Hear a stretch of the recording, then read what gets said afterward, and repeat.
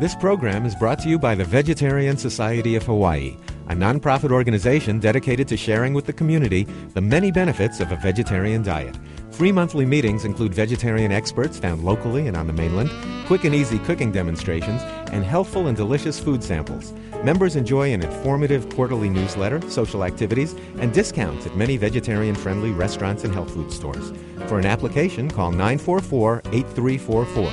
That's 944-8344. Or visit our website at www.vsh.org. vsh.org.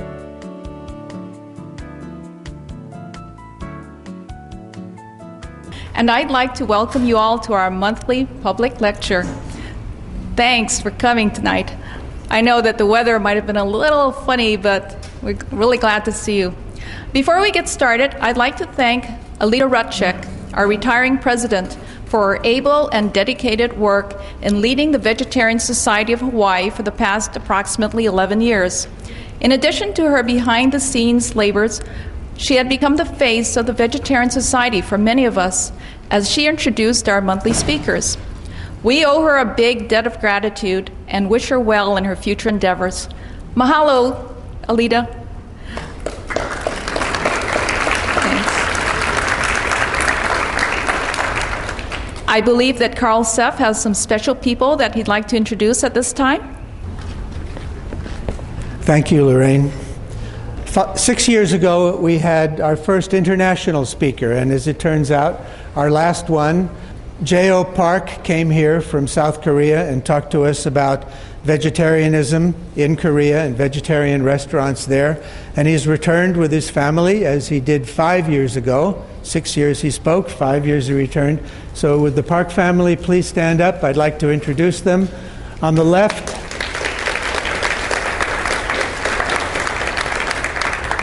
is Pak J.O. Next to him is his wife, Kum Hyang, Pak Kum Hyang. Next is the middle child, Chong Yang, and then Hee Kyung, who is the eldest, and Kyung Hong, who is only 12 years old. So we welcome them back to Hawaii.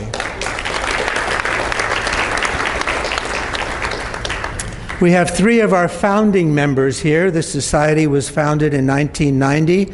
3 of them are here tonight: Elaine French and Jerry Smith and the man behind the camera, Dr. Bill Harris. And within the realm of visitors, because she's only here for about half a year, is Ruth Heydrich, who was our president for a couple of years. And there she is at the introduction table. So thank you, and see you a little later. The Vegetarian Society of Hawaii is a not-for-profit volunteer organization founded in 1990 to promote human health, animal rights, and protection of the environment by means of vegetarian education. It's among the largest vegetarian societies in the nation. We'd like to encourage you to join the Vegetarian Society tonight, if you'd like to. Members receive an informative newsletter, are informed of popular social events, and receive discounts at many vegetarian-friendly restaurants and health food stores, including Down to Earth and Huckleberry Farms. This benefit alone more than covers the membership fee. You will also be supporting events like this, and you will be helping to promote a more healthful and compassionate diet and lifestyle on Oahu and throughout the islands. Also, please help us if you can by volunteering. We have a variety of interesting and important volunteer opportunities available. If you're interested, please leave your name and phone number at the literature table with Patrick or with Suralak. Refreshments tonight are courtesy of Down to Earth Natural Foods. We hope you'll stay after the talk and try some delicious vegan food. Tonight's lecture is being videotaped for broadcast on the VSH weekly television series Vegetarian. On Oahu, the program airs on Thursdays at 6 p.m. on Olelo Channel 52. Please feel free to record our shows for future viewing. We would also like to encourage you to visit the Vegetarian Society's website, vsh.org. That's vsh.org. where you will find a rich resource of information, including videos of many of our previous lectures. Tonight's lecture will be added to the website soon. It is now time for our special guest. We're delighted to have with us tonight Paulette Chandler, MD. Dr. Chandler is an associate physician in internal medicine at Brigham and Women's Hospital in Boston and a clinical instructor in the Department of Medicine at Harvard Medical School. As founder and director of Natural Healing Pathways, a holistic lifestyle coaching organization, she educates individuals about the benefits of a plant-based diet, exercise, stress management, and other lifestyle habits that unite mind, body, and spirit to prevent disease and enhance wellness. Tonight, Dr. Chandler will present Strong Bones for Life. Please welcome Dr. Paulette Chandler. Thank you.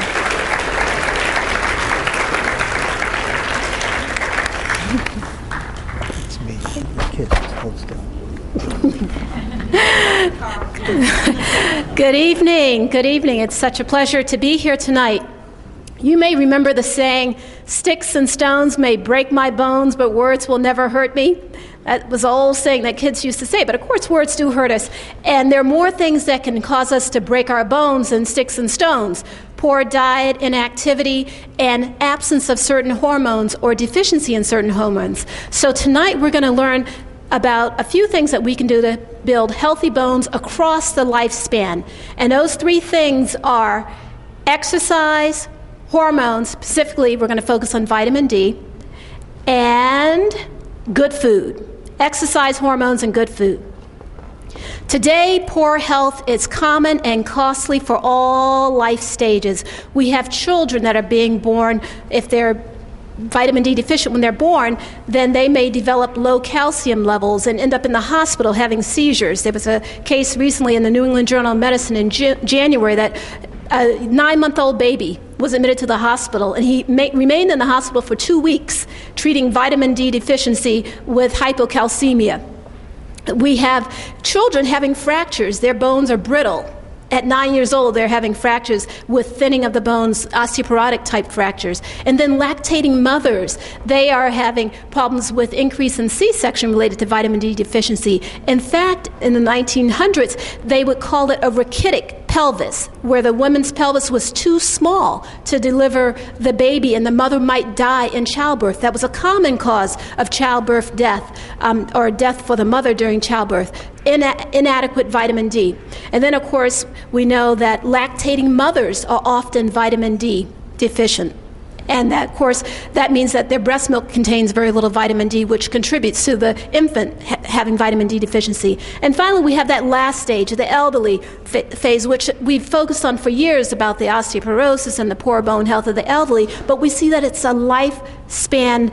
All life stages can be affected by poor bone health. And the legacy continues. If a mother has poor bone health, she passes that on to her child through those mineral deficiencies that may be present. You're looking for solutions to protect your bones. I assume that's why a lot of you here, you want to know how to keep those bones strong through the lifespan. Your bones will deteriorate if you do nothing. You know, we have our bones as the structure. That's like the scaffold for our body. It allows us to be mobile, and it also is a source for our stem cells. Stem cells arise in the bone. And interestingly, those stem cells can either become osteoblasts, which are the cells that make bone, or they can become adipocytes, which are your fat cells. So it's interesting to see how vitamin D influences that. So if we want a good, firm structure that will survive the inflammation that our bodies face and the fires that our bodies face, we want to make sure that we're giving the bones what they need: exercise, hormones, and good food. So we're going to build strong bones. Hormones, exercise, and good food. And when we do that, we can preserve our independence and freedom by building strong bones, because when someone suffers a hip fracture, they often will end up in a nursing home. A hip fracture is a big indicator of loss of independence. I have a friend, her mother was 89, very high-functioning woman, had a hip fracture, and now she has greatly impaired mobility. She cannot walk without the aid of a walker. They've had to install a staircase, little cart to allow her to go from the first floor to the second floor, and she's afraid to go outside because she's afraid she will suffer another fall. So a fall with a fracture can greatly alter a person's perception of independence. And this guy on the left who's water skiing, he is 100. And he still water skis on a regular basis. So that's what having strong bones will get you, independence and freedom. This is a normal bone. You see, it has a nice, full architecture. You have a few holes there, but that's just where the osteoclasts, those cells that remodel bone, are doing their work. But in general, it's quite nice, the fibrous structure. And so you have collagen lining up there. That's the protein in the bone, along with the crystals, the calcium, magnesium, and silicon and boron that form the firmness of the bone. Now, this is a slice of bone with moderate osteoporosis, and you can see how you have a lot more holes. That means it's not going to be as strong. So you start building bone in utero. You have cartilage. By 12 weeks, you have a full, you have a nice skeletal structure. You have the cranium and the rib cages and the bones and the arms and legs. They're present. They're in a cartilaginous form, but it's there. And you're building bone all until you reach about your mid-20s, early 30s. And then after mid-30s, you begin to slowly lose bone mass. And women lose bone mass faster after menopause because they lose that estrogen, which is a strong influence on bone formation. Estrogen stimulates bone formation. It happens to men too, but not as dramatic because men start off with more bone than women. But bones can weaken early in life without a healthy diet and the right kinds of physical activity. For example, you may have heard of women that run long distances and don't take in adequate calories. They may become amenorrheic, or they stop menstruating, meaning they're not having their periods on a regular cycle. They can develop thin bones or osteoporosis because they lack estrogen. And estrogen is what builds those bones in those early years, especially, adolescent and early 20s. So the risk factors for osteoporosis include being female, past menopause, and menopause by definition is the absence of a period for 12 months, no period for 12 months, insufficient vitamin D or calcium. Also, vitamin K deficiency can contribute to it. Not enough physical activity, low body weight, thin, small bone, Caucasian or Asian ancestry, smoking. Smoking stops those osteoblasts from laying down bone, as well as caffeine, alcohol, family history of osteoporosis. And, of course, certain medications can contribute to it. For example, if someone has COPD or chronic obstructive pulmonary disease, which is like a form of asthma, they may be on prednisone sometimes. And prednisone thins the bones because it blocks bone formation. And thyroid medications. For example, we have patients that are often on thyroid medications for a long period of time. If they are if they're hyperthyroid, they can develop thin bones from the PTU, the propylthiouracil that they may take. And also if the thyroid disease is undiagnosed. For example, we had one woman come in and she had been feeling anxious and jittery and having palpitations, but she thought she was just anxious because of her job loss. She had a recent job loss. And it turns out she had hyperthyroidism. And the symptoms have been going on for several months before she decided to come in. So it's important that if you notice changes in your body that you don't ignore those signs and symptoms and, chalk up everything to anxiety. So this mineral deposition, the calcium, magnesium, and boron, that is important because that helps make the bones nice and firm. And the osteoblasts, which are your bone-making cells, they also form collagen fibers. Those are like strings. If you think of a spider web, it has that nice thin lines, but the spider web fibers are actually quite strong. When you try to break it, that doesn't break very easily. You have to tug it a little bit. And that mineral covers those fibers and it hardens the matrix. Now, if you have abnormal calcification, say you're getting in too much vitamin D or you have some other hormonal imbalance, then you can get calcium forming in other places that you don't want it forming. For example, on the muscles or in the brain, like for example, people that have tuberculosis, sometimes they get calcification in the lungs where the tuberculosis infection was. Many of the factors among people over 50 are related to osteoporosis, and that's why there's such interest in, halting the bone loss that occurs and improving bone health. 44 million are vulnerable in the United States. 10 million have osteoporosis, but 34 million have low bone mass. But low bone mass, that happens as we get older, as we lose the estrogen. For some, it happens, but not everyone has low bone mass. And it's important to realize that those that have increased physical activity, weight-bearing exercises, and adequate mineral intake, their bones can look very healthy. In fact, Brenda Davis, a nutritionist in Canada, shared that her doctor encouraged her to get bone mineral density because she was over 50, and she said, you really need to get it because I'm worried about you. She's thin frame, her mother has osteoporosis, and he was amazed. Her bone mineral density was above the average for a woman, but she exercises, she has abundant fruits and vegetables. So it's amazing what those lifestyle strategies can do to preserve bone mineral density. So osteoporosis is a disease characterized by low bone mass, and the architecture of the bone is destroyed. You saw in the previous slide how there's that nice fibrous network of collagen. Well, that gets destroyed with osteoporosis, and that makes the bones fragile, and it increases the fracture risk.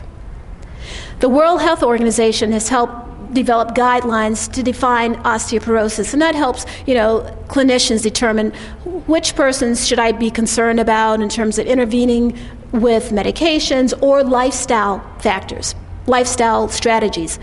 Normal is for the bone mineral density, that's like if you have a DEXA scan or a scan to look at bone mineral density, is not less than 1 standard deviation. And they are doing the comparison to young adults. And that's important. And for osteopenia, or thinning of the bones, -1 to -2.5 standard deviations below the mean is considered osteopenia. And osteoporosis is more than 2.5 standard deviations below the young adult average. But remember, children can also be affected by poor bone status. And I'm going to share this case history. It was a 2-year-old African-American male. He was previously healthy, had a normal delivery, and was meeting his developmental milestones. He was crawling. His mother noticed that he was becoming more irritable, crying more, and was saying he didn't feel like walking. He would complain of pain in his legs. And he also had swelling and puffiness of his wrists and ankles. He had been breastfed for 15 months and no milk beyond milk in his cereal, no vitamins, and his older sister was breastfed for more than 15 months, and she was diagnosed with Rickets at age 2. So on physical exam, when he was brought to the pediatrician, he was found to be at 5th percentile for weight, so he's underweight, and below 5th percentile for height. So this is what we would characterize as a failure to thrive type baby. The child is not meeting his growth milestones. And he has malfrontal bossing, and that's the forehead is protruding, and that's what you'll see when there's accelerated bone breakdown. And he had poor dentition, or poor teeth. He was having teeth falling out already at age 2. And usually you don't start losing your baby teeth until around 5 or so. And he had marked joint distension at the wrist and ankles. That's that swelling. And obvious bowing of the extremities. So they checked the vitamin D level because, of course, you're thinking this is Rickets. And lo and behold, his vitamin D level was low at 10 nanograms per milliliter. And they did an x-ray, and they showed that his epiphyseal plates, those are the thick white lines that you can see right at the end of the forearm bones, there was abnormalities there. They were irregular, not well formed. So this is a classic case of Rickets, and we're seeing more of this in the Boston area, of course, because people don't make a lot of vitamin D up there. And it's being seen across the country, though. Not so much in Hawaii. I haven't seen any cases of Rickets reported in Hawaii, but I'm going to show you some studies that were done here in Hawaii, which shows that the young adults have some low vitamin D levels. And The implications of that, further studies will need to be done.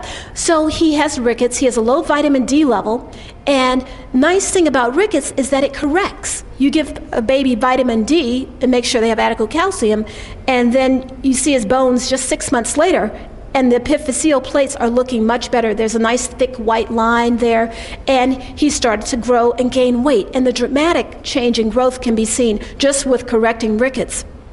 And of course, now when you think in hindsight, if the primary care physician and the pediatrician had been in tune that the previous baby had vitamin D deficiency and rickets, then that mother should have been checked.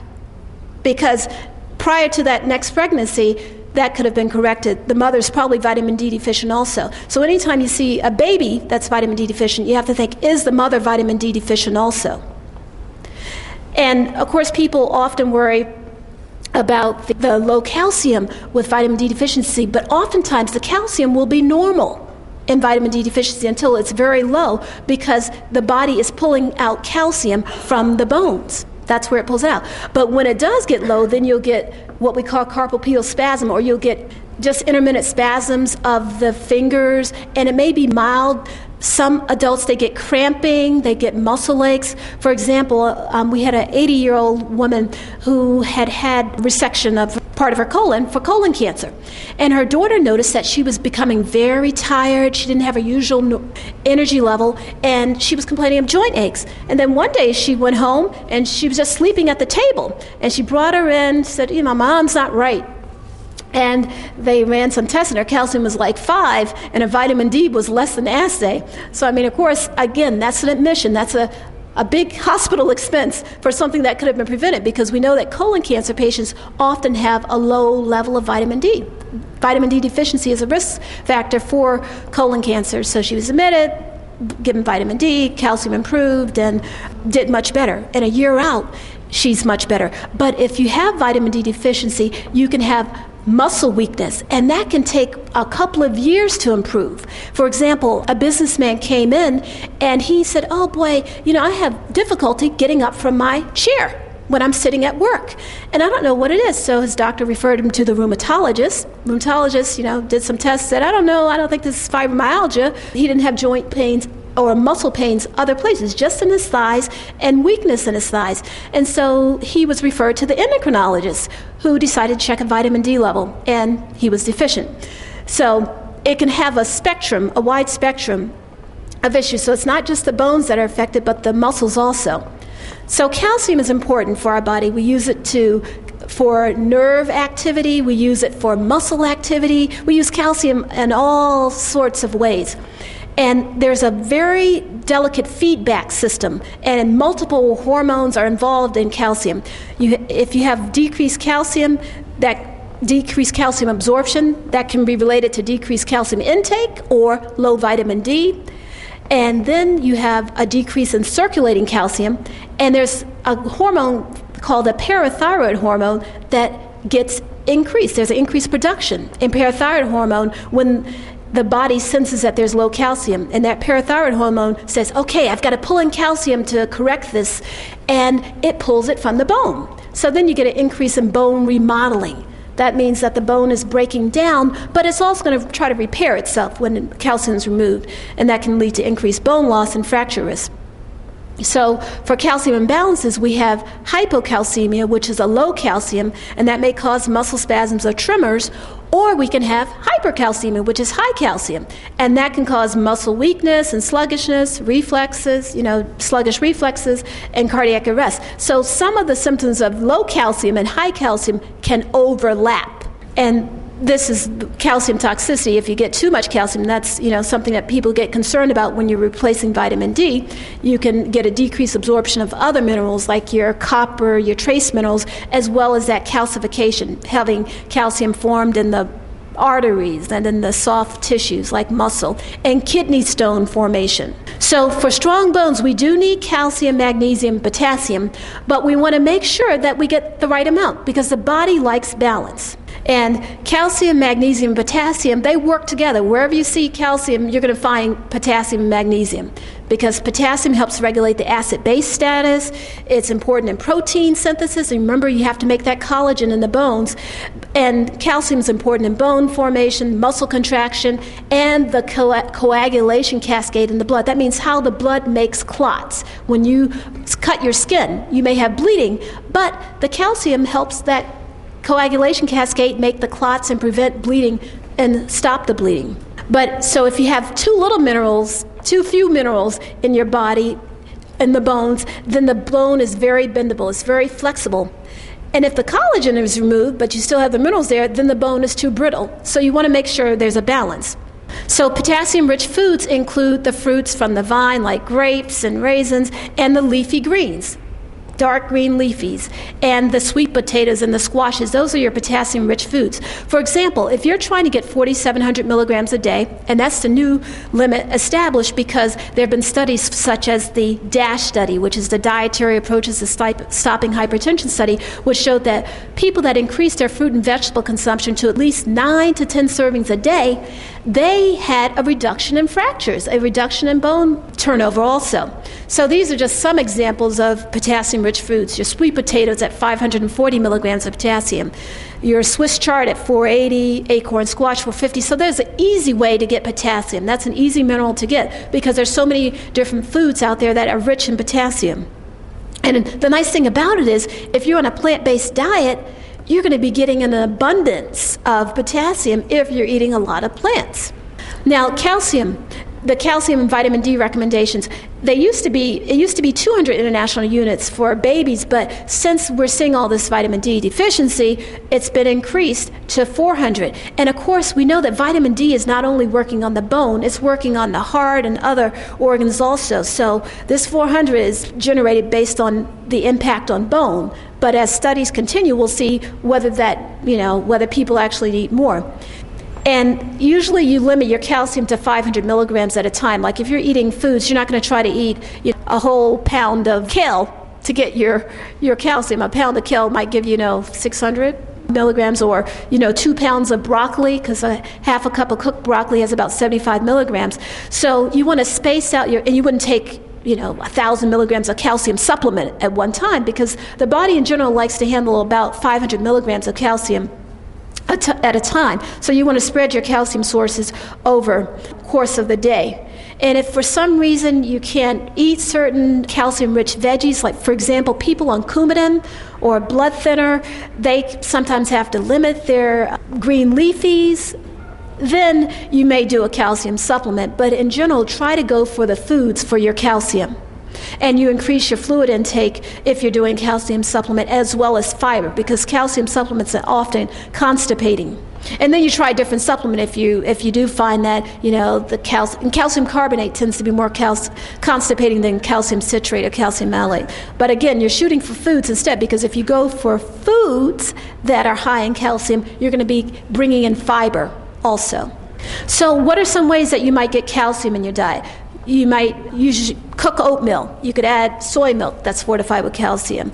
Oats have a little bit of calcium. You could add figs on top of the oatmeal, because 5 figs have about 100 milligrams of calcium.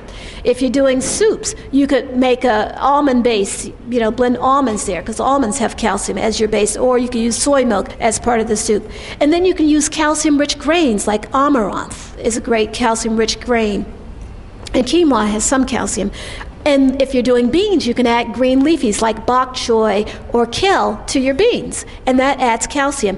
You could add some sweet potatoes or acorn squash. So there are all sorts of ways to increase the calcium that you're getting in. And remember, with the calcium, you're also getting that magnesium and boron and silicon. So that's why it's a nice way to get calcium by using the plants, because you get a lot of other things with the plants. You can make smoothies. For people that are older, sometimes they don't like to do a lot of chewing, so smoothies are often a good way to get in more calories as well as more calcium. For example, a cup of unsweetened frozen raspberries or frozen fruit of your choice, half a cup of orange juice or pineapple juice, 3/4 cups of kale, because for some people they say, I don't like the greens because they're bitter, or they have other reasons they don't like greens. Mixing with the fruit is another way to get those green leafies in there, and then you get some calcium. Broccoli has some calcium, and it'll give you about 9%, and that daily value is based on the recommended 1,000 units, 1,000 milligrams of calcium a day. And collards, half a cup, 20% of that daily value, so that means 200 milligrams in a half a cup of collard greens. And turnip greens, half a cup, about 100 milligrams. Now, it's important to recognize that the greens that are high in oxalic acid or oxalate, they may have calcium in them. For example, spinach has quite a bit of calcium, but it's not bioavailable. The body can't absorb it because the oxalic acid binds the calcium, so it doesn't enter the system. So you want to go with the low oxalate greens such as kale and bok choy. Swiss chard is another one that has quite a bit of oxalic acid in it. And then juices are often fortified with calcium, so orange juice is an option, fortified orange juice. And of course, if you're doing other types of non-dairy milks, that would be like hemp milk has calcium added, almond milk. So there are a lot of variety, a lot of sources, a lot of different sources that you can use for calcium. And then there's soy milk. And it's not all soy milk is fortified, so if you're doing soy milk, you want to make sure you go with the calcium fortified, vitamin D added, soy milk. An 8-ounce glass of soy milk has about 300 milligrams of calcium, which is about equivalent to, a cup of milk, and it's bioavailable. It's available to the body. But the nice thing about soy milk, it also has the potassium. It has some magnesium there. And you shake it well. So if you wanted to see how much calcium you're getting in, and this is a good thing to do, to keep a little food diary periodically, just to see, where you are in terms of your nutrients. You could say, okay, I get 1 cup of soy milk, that's 300 milligrams. I get a cup of mustard greens, that's about 300 milligrams. A cup of bok choy, another 300. 1 ounce of almonds, which is about 20 almonds in your hand. And you would easily meet your 1,000 milligrams of calcium along with a lot of other rich nutrients. Now, what about vitamin K, vitamin C, and protein? Because these are very important for bone health also. Vitamin K, one of the important vitamins for the formation of osteocalcin, and that's a protein. That's the most abundant protein that's not collagen in the bone matrix. So when you get in adequate vitamin K-rich foods, you're helping build that scaffold for the bone, where those minerals, the calcium, magnesium, and potassium are going to be attaching to make a nice, strong structure, just like the Eiffel Tower that doesn't rot. So osteocalcin acts as a regulator of bone mineralization. It controls how the bone is being broken down and remodeled. In vitamin K deficiency, this undercarboxylate, that's just a chemical process that happens to the osteocalcin, it's formed and it doesn't work as well as a normal osteocalcin. So what are some vitamin K-rich foods? Kale, 530 micrograms. Spinach, collards, parsley. Parsley also is high in calcium. And then broccoli and Brussels sprouts. So you can see that there's an overlap between those vitamin K-rich foods and some of the potassium-rich foods. Why vitamin K? Well, they decided to look at vitamin K and hip fractures in the Framingham study because when they looked at the Framingham Heart Study, which was this long study done in the Massachusetts area where they recruited men and women to evaluate what are the risk factors for having a heart attack. Well, they noted that those men and women that had high fruit and vegetable consumption had a much lower risk of having a hip fracture. So they said, what is it about this fruit and vegetable consumption that is protective for hip fractures, for preventing hip fractures? So then they looked at vitamin K. Is it the vitamin K intake? And what they found was that the people that had the highest vitamin K intake, which was quartile 4 at 254 micrograms per day, had a greatly reduced risk. They had a relative risk of a hip fracture of 30.35, or in other words, a 65% reduction in risk of having a hip fracture, compared to quartile 1, which had a very low intake of vitamin K of 56 micrograms. Then vitamin C was also important because they look at the same group of individuals from the Framingham Heart Study and they said, okay, let's see whether there's some other factors in that diet, because we know they have high fruit and vegetable consumption, those that are having fewer heart attacks and fewer hip fractures. And they found that for men, those that had high fruit and vegetable intake, at least 9 to 10 servings a day, had a lower risk of hip fractures. For them, they were getting their vitamin C mainly from fruits and potatoes, but there are other foods that are high in vitamin C too. Guava, half a cup raw, 188 milligrams of vitamin C. A navel orange, 83 milligrams. Broccoli, 51 milligrams, half a cup. So there are lots of ways to get vitamin C. And of course, vitamin C is also important for collagen formation. If there's a defect in collagen formation, then you can see dwarfism, where the person just doesn't reach their full stature. But you can also see impairment in bone formation, leading to those hip fractures that we want to avoid. And just a brief mention of vitamin A, because vitamin A can be in multivitamins, and more studies are looking at vitamin A and showing that high vitamin A intake increases the risk of fractures. For example, in this 2002 Harvard study of more than 72,000 nurses, this is the Nurses' Health Study, which is a big study, it showed that those who consumed high levels of vitamin A from foods, multivitamins, and supplements had a 48% higher risk for hip fracture than nurses who had the lowest intake of vitamin A. And of course, you remember cod liver oil? Cod liver oil was what they used to give in 1800s, 1700s, 1600s. They've been using cod liver oil for a long time to help to build strong bones. And, they had all sorts of other reasons they were giving cod liver oil. So cod liver oil is high in vitamin D, but guess what else is in cod liver oil? Vitamin A. Vitamin A, retinol, is in cod liver oil. So it's great for the vitamin D, but the retinol actually may be working against you. So vitamin D is good, but you want to limit the vitamin A, especially the retinol. The beta-carotene doesn't seem to have, or the carotenoids, the precursors to that finer form, don't seem to have the same impact on bone. So if you're going to do a spectrum looking at, okay, I want to see what I'm getting in terms of all the nutrients, calcium, magnesium, potassium, vitamin K, and vitamin C. So here's kale in the red column. It gives you 94 milligrams of calcium, 24 milligrams of magnesium, 296 of potassium, 1,062 of vitamin K, and 53 of vitamin C. And then soybeans. Soybeans, that's a great complete protein, but it also has a good amount of calcium, magnesium, potassium, vitamin K, and the vitamin C. And then the navy beans also have calcium. So you can see that you can get calcium, magnesium, vitamin K, and vitamin C across a wide range of plant foods. Protein is also important. Even for vegans, protein is important. For example, in the Adventist Health Study, they showed that those that had the lowest consumption of protein, meaning less than 10 to 15% of their caloric intake, they had an increased risk of wrist fractures. And other studies in the elderly populations have shown similar results in terms of you need to make sure you're getting in some, not nearly as much as the standard American diet provides, 30 to 40% protein, but you do need to have some protein in the diet because protein is important for the structural and mechanical functions of the body. It helps form collagen, keratin, which is like in your nails and in your hair, and the motor proteins that are in your muscles that allow them to contract and allow you to move. And of course, muscles are important because they pull on bone and they stimulate bone formation. For example, if you stay in bed for even 3 days, there is accelerated bone turnover and bone loss. If you measure the calcium in the urine of someone that's been in bed just for 3 days, you'll see higher calcium in the urine, indicating that the bone is turning over and breaking down. It's also important for enzymes. And of course, enzymes are those chemicals that stimulate reactions. And reactions are happening in all cells of the body, all through, 24/7. And then it's important for hormones, and the hormones help regulate the body processes.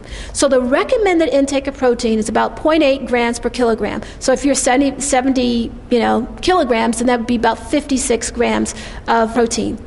Now, when you have an injury or you have cancer or you have big burns or you're doing intense weight training, then you will need more protein. For example, when people are preparing for surgery, like at our hospital, when someone's having lung cancer resection, they will tell them, okay, increase your protein intake prior to the surgery because your body's going to be in a state of repair.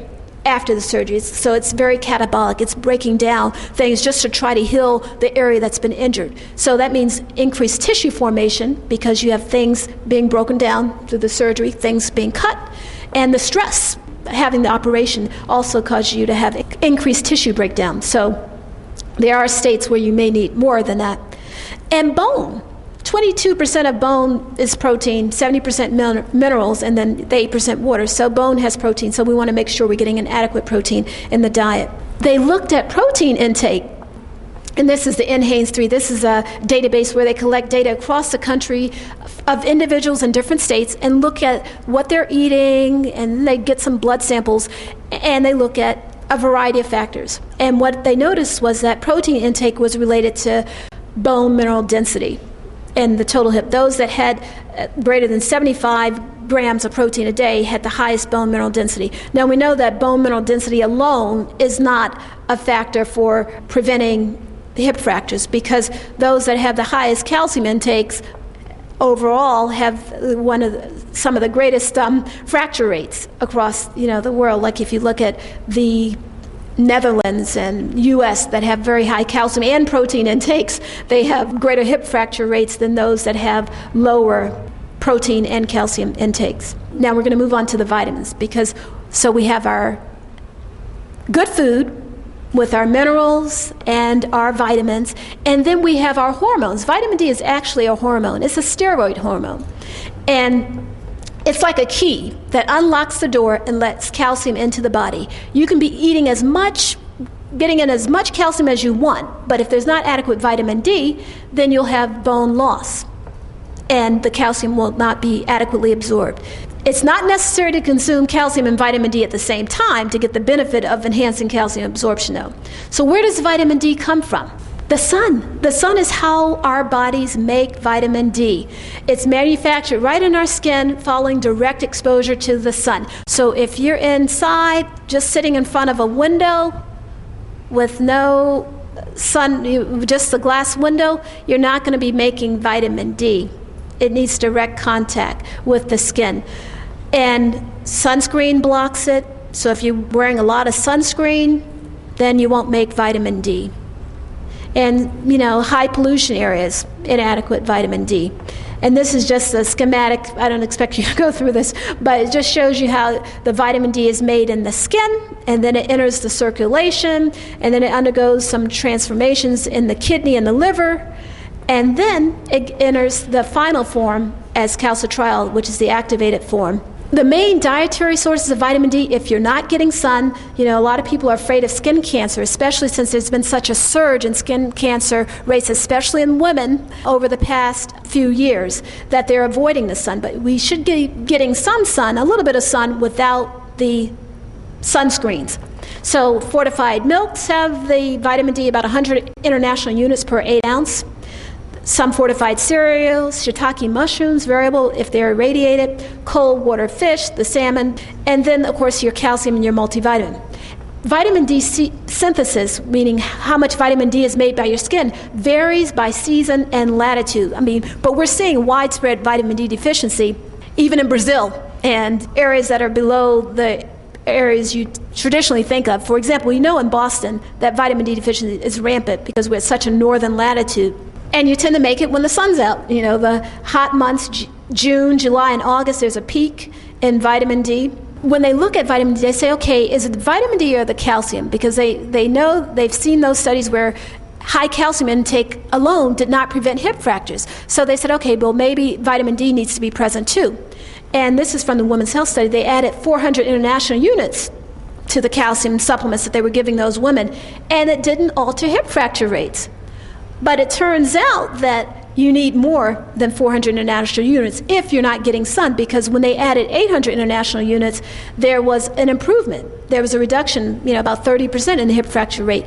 Also, even in this group here of just 400 international units, those that were compliant with that, taking it every day as they were instructed, they actually did get a benefit. There was a 38% reduction in hip fracture rates in that group. And so and that's based on a sub-analysis that they did after seeing the benefit from the 800 international units.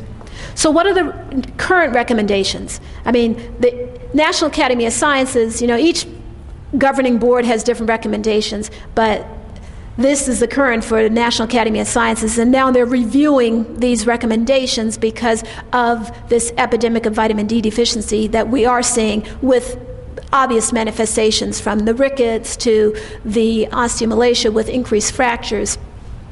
It's 200, age 30 to 50, 51 to 70, 471 and older, 600. And the American Academy of Pediatrics recently, in 2008, increased the requirement for babies and children to 400. And there are studies that suggest that children in areas where they cannot make adequate vitamin D probably need about 1,000 international units a day of vitamin D. And those are studies based out of Boston Children's Hospital, where they gave children supplements of 1,000 or 800, and they were still vitamin D deficient, 6 months, even a year out. And those children that are vitamin D deficient, they have increased risk of hypertension and diabetes. So there are dramatic healthcare costs that are associated with inadequate nutrient intake. And then, of course, we have the calcium intake. 1,000 milligrams is recommended for 30 to 50, and then 1,200, 51 to 70, and 1,200 for 71 plus. And when you look at calcium metabolism, or studies that try to see how much calcium does the bone need to have, be in steady state, not be constantly breaking down. And studies done over like a 6-week period, not a long period of time, 6-week period, showed that probably about 500 to 550 milligrams helps keep the bone in a steady state. Now that's just 6 weeks. We don't know what the long term is, but the EPIC study, which was the European study where they did look at a group of vegans within that study, showed that vegans that had less than 525 milligrams of calcium had a greatly increased risk of fracture. Similar studies more recently with the Buddhist monks have showed that 500 to 550 cutoff was below 550 was an increased risk of fractures. So at least, 1,000 milligrams is probably a reasonable goal. Now, we know that calcium and vitamin D work together. There's a feedback loop between calcium and vitamin D. And calcium also has a feedback loop with parathyroid hormone and some other hormones. So the question often comes up, well, how much vitamin D do I need to maintain adequate calcium levels? And what they've shown is that for each 100 international units of vitamin D3 that you take in, the serum 25-hydroxy rate is raised by about 1 nanogram per milliliter. And the serum 25-hydroxy is what we measure to see what's circulating in the body. It's not the active form of vitamin D, but it is a good indicator of the active form, because the active form of vitamin D can be normal in the presence of vitamin D deficiency, because the body just converts what's there. But the cells, the DNA and the other cellular mechanisms in the body, it likes to see 25-hydroxy-D. For example, people with chronic kidney failure, they often are vitamin D deficient, and they're replaced with calcitriol, which is the active form of vitamin D, but they can be still deficient in the 25-hydroxy, and if you replete them or get them out in the sun, if you can make vitamin D in the sun, they will have improvement in bone turnover, and their hyperparathyroidism, which is the elevation in parathyroid hormone, also improves. Now, of course, there's a big concern about vitamin D toxicity, because we know that too much vitamin D can cause problems with kidney stones and calcium being deposited in the muscles. So what level causes toxicity? And what they found is that, looking at a lot of different studies, it seems that around 10,000 is about the cutoff. So that's why when doctors treat vitamin D deficiency, they may give 2,000 to 4,000 a day for a period of time, or they may do a large dose, like 50,000. But in general, a lot of people are going with a smaller dose over a longer period of time to avoid toxicity issues, although 10,000 people have given that and not seen any problems. Now, this is a study from Hawaii, and it came out in 2007, and they decided to look at vitamin D in Hawaiians, because there were all these studies. There's just been a flurry of studies looking at this wide prevalence of vitamin D deficiency. And these were young men and women. Average age was 24, and they were slender. Their BMI was less than 24. 30 women and 63 men. And they were primarily white, Asian, multiracial. There was 1 black and 2 Hispanics. They eliminated them from the study since there were so few. And they looked at hours of sun exposure. Now, this is self-reported hours, and some said they had, 0 to 5 hours, but the majority had anywhere from 5 to 25 hours of sun a day. And they said, well, what is the vitamin D level? What is the 25-hydroxy D level in these people that are getting all this sun? And they recruited these students from the University of Hawaii and also from this skateboard shop near University of Hawaii. And what they found was that in those with the lowest quartile, they divided the vitamin D levels into equal groups of 4. So in the lowest quartile, their vitamin D level was about 20.7. And deficiency is a 25-hydroxy D less than 20. And those that had the remainder had a vitamin D level mean of about 35. And their parathyroid hormone was normal. Now, in some individuals, the parathyroid hormone goes up when their vitamin D level goes down, but they're noticing that in some, it doesn't change. And especially like minorities, their parathyroid hormone doesn't change when the vitamin D level is low. Also, if the person is not overweight, their parathyroid hormone doesn't kick in or start to cause accelerated bone turnover, even when the vitamin D is low. And then they broke it down according to race. Whites had the highest vitamin D at 37, which is a great vitamin D. Greater than 30 is normal. You're sufficient. The Asians had 24.7, and then the multiracial groups had 28.9.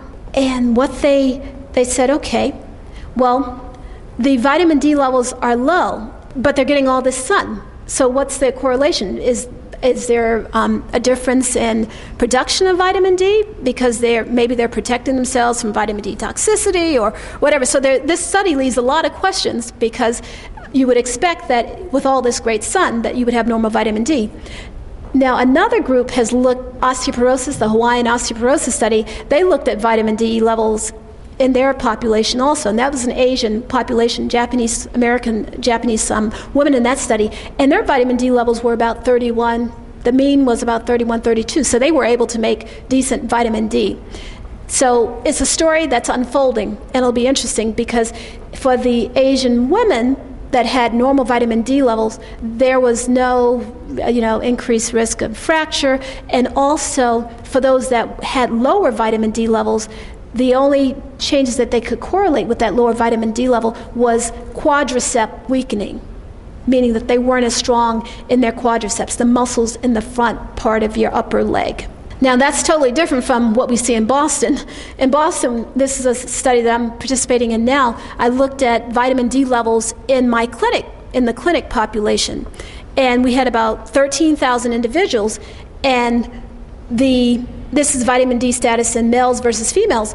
The males were more likely to be vitamin D deficient, and over 70% of them were either vitamin D deficient or insufficient, meaning a vitamin D level less than 30. And for these, we do see a correlation. The ones that are deficient are more likely to have hypertension. The ones that are deficient are more likely to have fractures too. So, now, some people have proposed that high calcium intake drops vitamin D levels. And in this study of Hawaiian girls, they looked at the white, Asian, and mixed ethnic groups, and they looked at calcium intake and fruit and vegetable intake. And what they found is that all girls had a pretty high calcium intake, 900 versus 700 for the mixed ethnic groups. And of course, that's below the recommended, 1,000 for the U.S., but that's still pretty good. It's above the 500 at least that we see the fractures.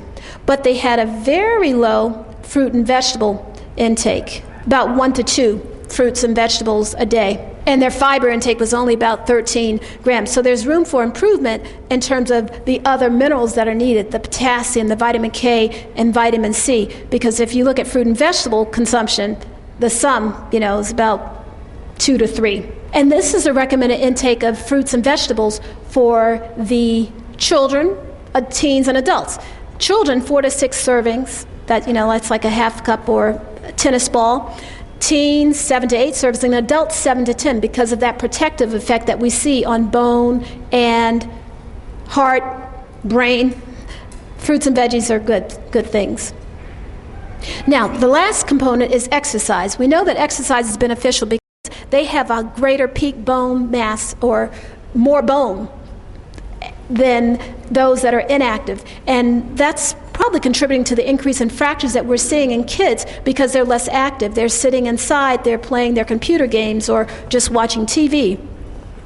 And women who get hip fractures have lower levels of occupational leisure activity from that early period, 15 to 45, when you're building bone. So there's significant associations with high bone mineral density and early life exercise. That's why this is bone health begins in utero, and it continues across the lifespan.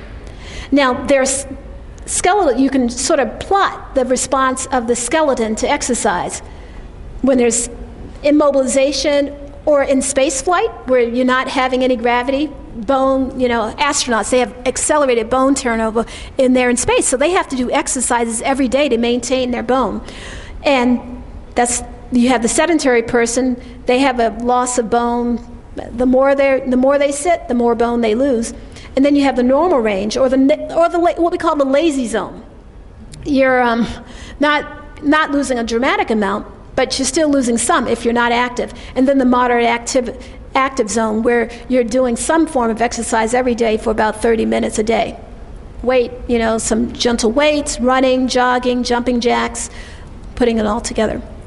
So putting it all together, we have exercise, because we know that exercise is important for building the muscle. It stimulates the osteoblast.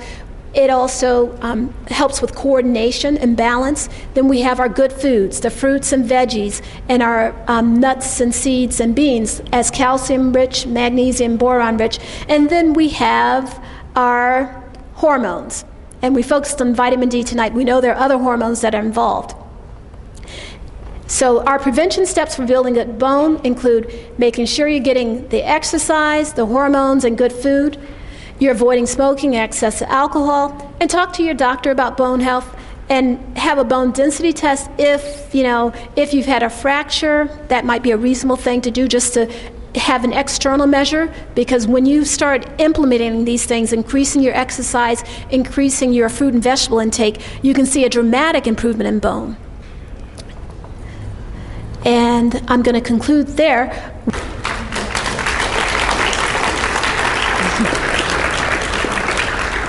Well, thank you, Dr. Chandler, for your really fascinating and very informative presentation. I just say mahalo. Thank you.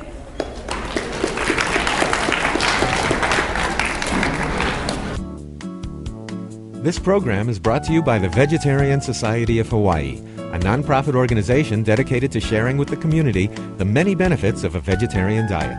Free monthly meetings include vegetarian experts found locally and on the mainland, quick and easy cooking demonstrations, and healthful and delicious food samples. Members enjoy an informative quarterly newsletter, social activities, and discounts at many vegetarian-friendly restaurants and health food stores. For an application, call 944-8344. That's 944-8344. Or visit our website at www.vsh.org. vsh.org.